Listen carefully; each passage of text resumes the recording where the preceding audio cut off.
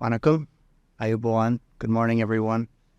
Um, it's really an honor to be invited to join this event today, marking the significant donation that the Canadian Tamil Congress, the CTC, has made to medical institutions across the country.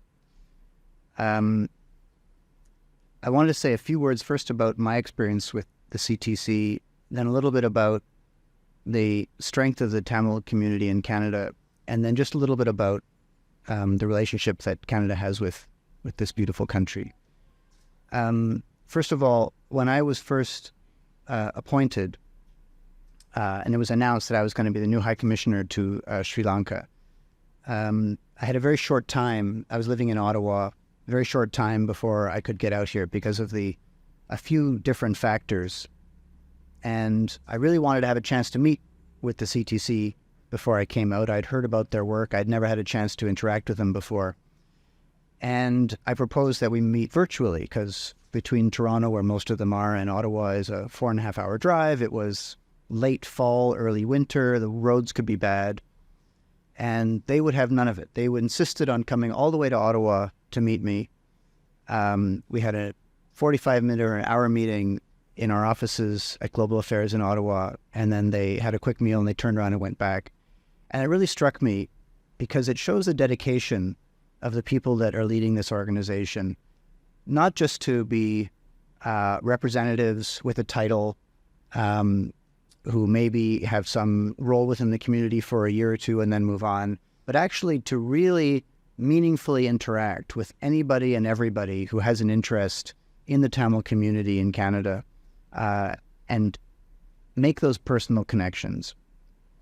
And so when I see the results of the walk, and that, did you say 250 million rupees, more or less, was raised, and that's just on an annual basis. You know, that kind of number is achievable on a regular basis. It really goes to show how connected, but also how important the role of the CTC is in the Canadian community as a whole. So that's the first thing. The second thing I was going to say was about the role of Tamil Canadians in general, and it's great to have two Canadians here on the panel with me, Tushi and Tharani. But I would also say that the Tamil Canadians have made such a wonderful contribution to Canadian life as a whole.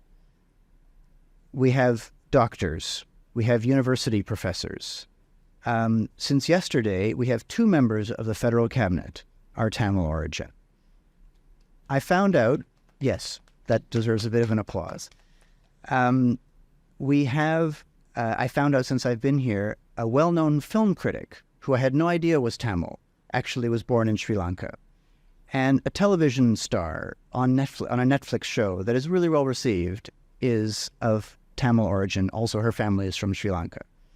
And they're so seamlessly integrated into Canadian life, and it really makes me proud as a Canadian that we can have not only a welcoming attitude towards people from all over the world, including from this country, but that those people, when they get to Canada, have the opportunity to really make something of themselves and give back. And because that community has been so successful, I see, when I talk with the members of that community, a really desire to give back to this country, especially those that have roots here. And that's really seen in this donation at a time when it's a real challenge for medical care in Sri Lanka for a number of reasons, not least of which the inflation and the overall economic crisis. The fact that this donation has been made at this time is really meaningful. And I would also point out that this is actually something that Canadians as a whole are doing in Sri Lanka. There's another organization, the Surenthirakumaran Foundation. I was just last week up in Maldives, where they had opened a new cardiac ICU thanks to donations from Canada. And even another organization which is not connected to Tamils, but I'll mention, Hemoglobal, has been working for decades, predominantly in Kurunegala at the National Thalassemia Institute, but they're also now looking and raising money in Canada and Sri Lanka for a new thalassemia institute at the Eastern University in Batticaloa. And I think that's really meaningful as well. So the fact is that when the Canada-Sri Lanka relationship is considered in its entirety, and Honorable Mano Ganeshan referred to some of the history there, in Canada, we really have strong ties to Sri Lanka, and we really want the best for Sri Lanka. We have our own experiences in Canada with reconciliation with our Indigenous peoples. We have acknowledged that a genocide happened in Canada, and we're working through that. It's a long process. It's not easy.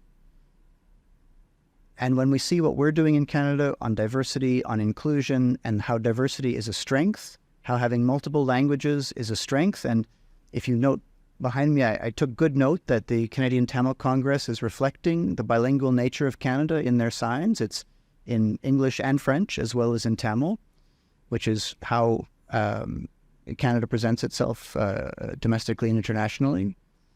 It's a real positive approach to working with all communities and making sure that everybody can feel home and safe in their home in Canada.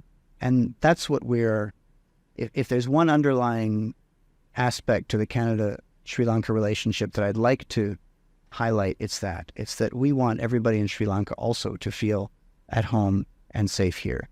And I think that is possible. I think that Sri Lanka has so many positive aspects and so many advantages, and we just want the best, and that's what we aim for. So, fellow Canadians, Honorable MP Ganeshan, Doctor, Principal, it's such a pleasure to be here. Thank you so much.